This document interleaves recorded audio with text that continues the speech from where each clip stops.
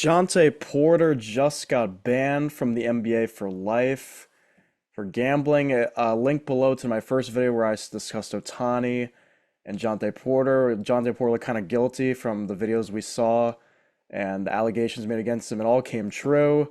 So Woj tweeted, and Ben Golliver, who also works for the Washington Post, great reporter, he says the NBA investigation into Jonte Porter revealed he bet at least 13 times on NBA games through a friend's account. He bet over 54,000 on NBA games. That's a lot of money.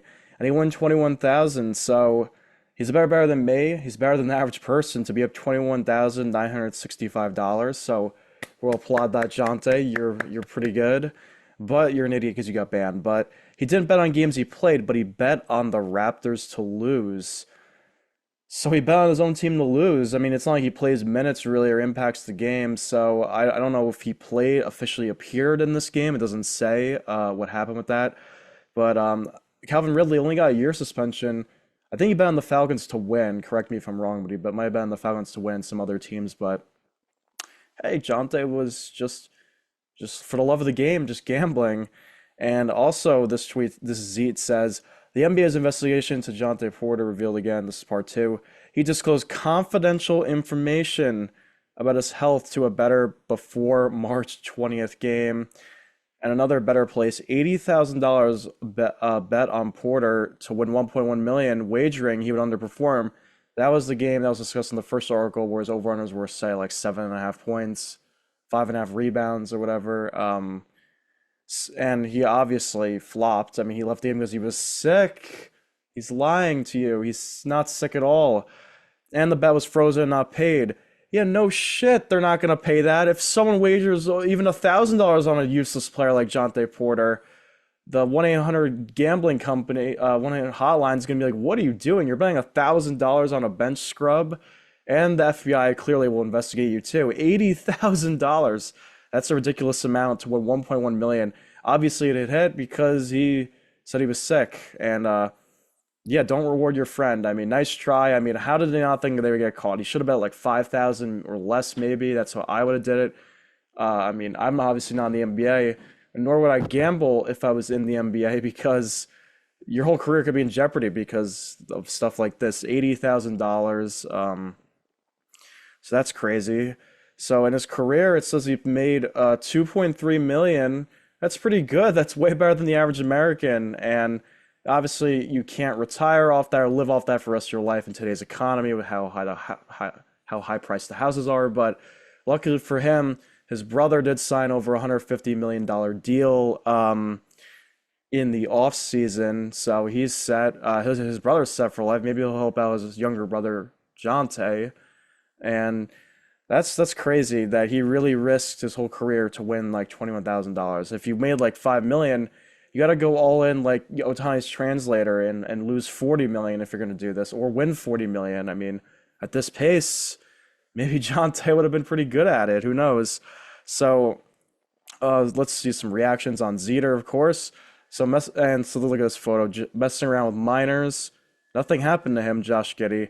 Everyone makes mistakes. It's okay, Giddey. They did do a criminal investigation in the Giddey situation, and they found everything was consensual, and like that's just like everything was a hoax. So whatever that happened, he was fine. He played like the whole season, Giddey. And then this photo right next to it, Jonte gambled, lifetime ban, not welcome in our NBA.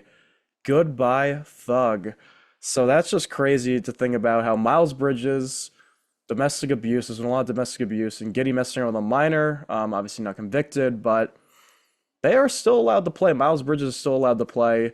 Jonte wins 21,000, but he did it honestly. If he didn't tell his friend about his props, you're not supposed to gamble on games, but I don't think he would have gotten a full ban. He probably got a year or two ban if he just what he did, the bet on the Raptors to lose, and maybe bet 13 times on random NBA games. And he did it through a friend's account too, so it's not like he opened an account. But that was very stupid of him and his friend. I mean, his friend's probably like, his friend couldn't take the downfall for him. Obviously, Jonte lost his career. So if you're gonna go all in and lose your career gambling, I mean, Ohtani probably will never get banned, even if he was the one who bet 40 million. and there wasn't even any bets on baseball apparently for his interpreter. So you got to go all in and go. The whole ship has to crash. The whole Titanic has to go downhill if you're going to gamble and try to ruin your career. But he's fine. I think he'll be fine. He made a few million. I always wonder if when you get banned from the league, is he not allowed to go to any game? Will they know? Like, can he not walk in like to see his brother play? I have no idea. I would like to know the guidelines of this punishment, but won't ever play the game again in the NBA, Jonte. But good for him, I guess. They should have let him keep going. He made $21,000. No, that's ridiculous. You don't risk. He lost 7 million. He probably could have made at least 10 to 20 million in his career. He made two, and he was like end of the bench scrub for the Raptors team, and he played in the G League. So who knows? I mean, it's like he had a decent game. He was a lefty, good, decent 3-point shooter for a big guy. So absolutely absurd news. But we finally got the conviction after a few weeks, and RIP, Jonte Porter.